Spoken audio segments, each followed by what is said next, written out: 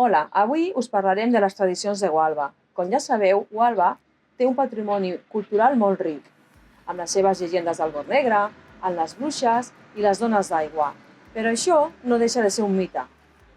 És per això que, aprofitant la celebració de la 10a Fira, creiem convenient acostar-nos més a la realitat viscuda d'aquell moment i el que van viure aquelles dones. Creiem, doncs, que 10a Fira, Gualba, Vall de Fatilleres, s'acosta més a la realitat que van viure en aquell moment. I així podem aprofitar i fer un homenatge a totes aquelles dones que van morir injustament. És ben sabut que la paraula bruixa sempre ha estat relacionada amb connotacions negatives.